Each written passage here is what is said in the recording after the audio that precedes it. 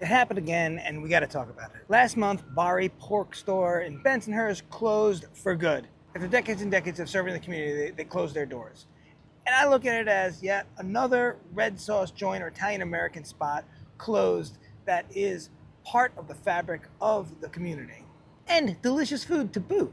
So why is this happening? Well, I don't know, but I want to get to the bottom of it because I think that there's a few factors in play. My friends over at the Italian Enclaves did a short interview with the owners, and they said that the community changed so much around the store that people do not come in and buy stuff on a regular basis, only really around the holidays, and not enough people come in to keep the store a viable business, which is a shame. Over the last year, I've seen lots of closings, like Stella's in Long Island, and Ferdinand's Focacceria, the oldest Sicilian restaurant in the boroughs of New York, closed after 100 years in business. Just last week, this article from Eater came out talking about the red sauce joint and some of the reasons why they may be closing. I'll link to the article, but the long and short is that people are looking for something that's more theatrical and more exciting than just the standard, tried and true Italian American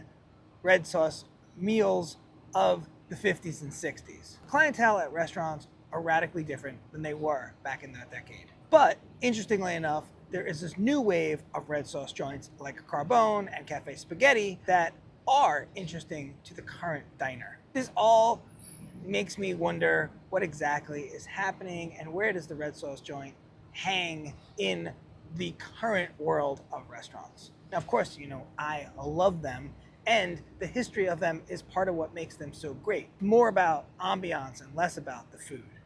But that's not what the Eater article talks about, and that's not what we're hearing from some of the owners of the stores that are closing.